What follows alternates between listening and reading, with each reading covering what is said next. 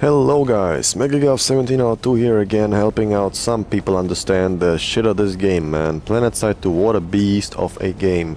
I saw a comment somewhere saying like, hey, can you... It was actually directed towards Rival X Factor, you know, awesome guy doing a lot of tutorial videos for Battlefield 3 and Planetside 2. Now basically the comment was saying, hey, can you explain the UI of this game? User interface of this game? Because I can understand that question, there's so much shit going on, man.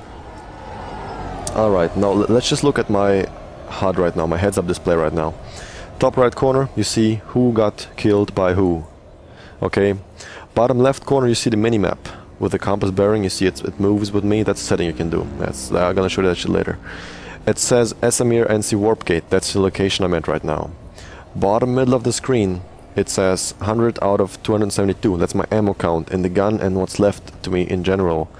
The little bar you see going down right now shows the energy for my special move that I can do that I can activate with F, like Foxtrot.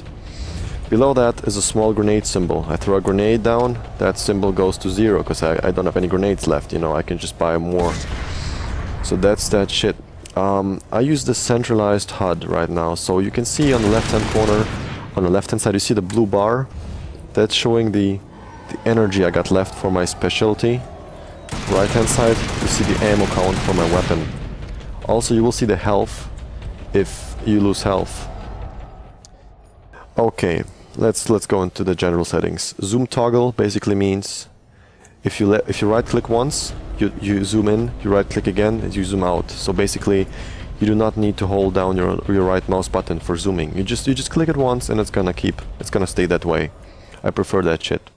Sprint toggle, basically the same for sprinting. If you press left shift while running, you start sprinting. If you have sprint toggle enabled, you just have to press it once and you're gonna keep sprinting forever until you press it again or stand still. So I don't like that. I would like to be in full control when I'm sprinting or not, so I just have it disabled and sprint manually. Mouse sensitivity is obviously obvious. You know, the higher it is, the more sensitive your mouse is gonna be. I got a vehicle mouse, the same for vehicles, flight vehicles, scoped. Okay. Vehicle and flight vehicle, you gotta test that out. That's basically sensitivity for vehicles. Scoped mouse sensitivity means sensitivity for when you're using a sniper scope. Okay, that's something you gotta really check out on your own there. Use raw mouse input. Rival X Factor already explained that shit. Basically, no kind of Windows acceleration adapter, whatever thing is used. The game uses the input straight from your mouse. Joystick sensitivity and joystick dead zone. Sensitivity basically means how much of joystick input you need to do certain movements. The higher, the more responsive your joystick's gonna be. Dead zone means how much of an area, like if joystick is centered, how much can the joystick move without actually triggering any movement, you know, so something you gotta try on your own as well. Invert vertical look and invert fly, that's self-explanatory, just go ahead and try it out. Draw HUD means, you know, draw the HUD, the heads-up display, you know, the map and all that shit. I'm just gonna disable that shit right now. See, I'm naked, no HUD anymore. I don't know why you would use that. Reduce input lag. There's a latency from, like, the point you move your mouse, you know, point in time, and when you're gonna see it in game, actually. So I'd like my game to be responsive and quick, so I have that enabled, but that costs you some performance, as Rival X Factor explained as well in this video. Centralized HUD mode, remember this, look at the bar on the right hand side, that shows my ammo count. That's my ammo count, so that basically shows, alright, I got like half my ammo left, and if I check my bottom center element, it says, yeah, 50 rounds out of 100 rounds in the magazine, okay. So if I disable that shit, no more centralized HUD.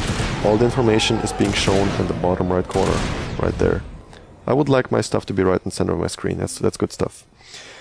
Friend logging notifications. You're gonna get a note every time a friend logs in, so you can just type him, hey buddy, let's go play, and it's gonna go play with you. Fixed minimap. Okay.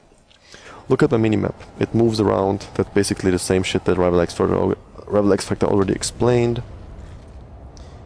The minimap is gonna move around you. If you have it on fixed, you move within the minimap. You just gotta see what you prefer. You know, a fixed minimap is better if you like, fuck, I don't know, man, just go ahead and try whatever is better for you. Filter profanity. Okay, if somebody says fuck in chat, fuck, shit, penis, dick ass, deep throat, double penetration, whatever, it's gonna not show that shit. So I gotta disable because I'm a grown-up person and I swear like a, you know, bad person. Graphics. Display mode is obvious. Full screen or windowed. Resolution, obvious. Render quality to me seems like it's actually changing the resolution. I mean, look at this shit right now. It's crisp and all. But if I put that shit down to like 50, look what happens. Everything is blurry and crappy and bullshit. Yep, so gotta put that up to 100. Brightness. Self-explanatory. Vertical field of view is your field of view. How much you see on the screen. Vertical sync, self-explanatory. All that shit, you just gotta try it out, man. I'm not here to explain that shit to you. Motion blur, actually pretty. You don't need that shit. Audio. Master volume is the volume of everything. Maximum voice channels, how many sounds can be played at the same time. So basically what you can do is, I'm gonna show you right now. Put it on 0. Nothing's being played because I'm telling my game, listen, you are not allowed to play any sounds. Put that shit to 5 or 10. It says, okay, you can play 10 sounds at a time. Only 10 sounds. It's kinda crappy, man. It's not really what you should do. Put it 96 as default. Music volume is clear. Effects volume and dialogue volume. Voice settings are voice settings. You can play with that shit. Keybinds is keybinds. You know, you can just bind your keys. Note that if you hold escape, you can clear a bind.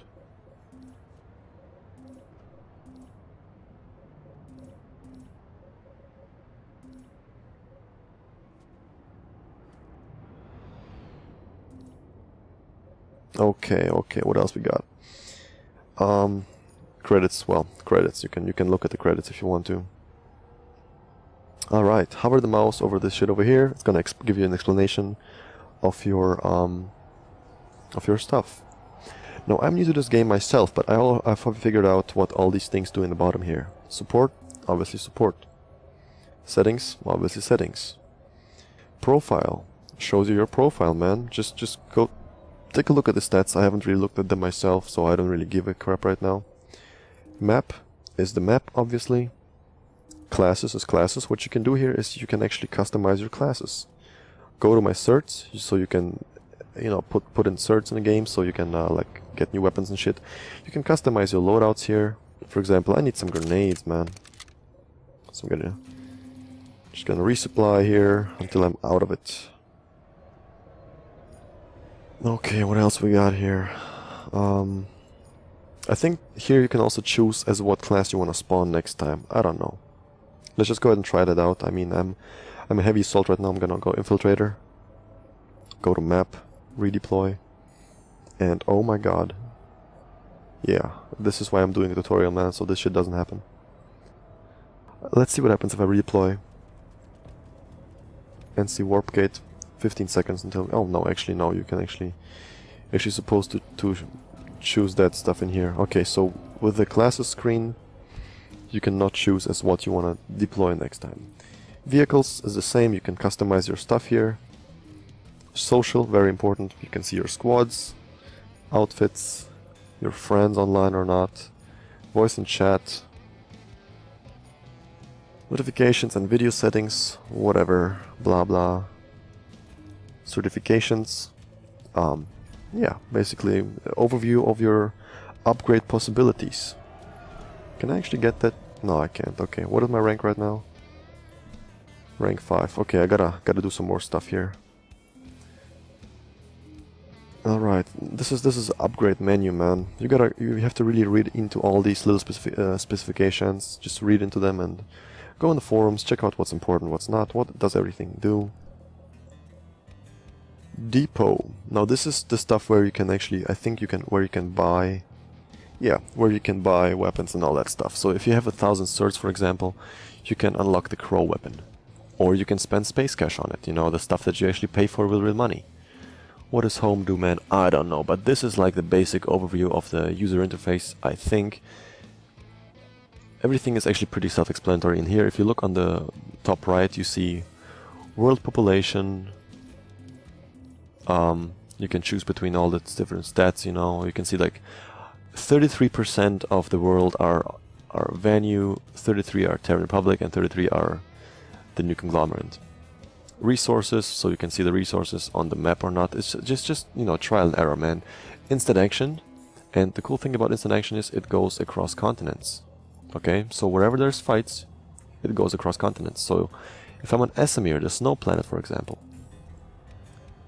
and you see in the top left corner over here where the action is actually being held, you know. This one is on Amerish. This one is on Amerish. The Crown is on Indar. Freyr M Station is on Esamir. Alright, deployment, so you can choose where to deploy. You can only deploy in close areas of where you died at or at Sunderers. Man, I think this is it for this video, guys. I hope this was helpful to anybody. Megagoth out.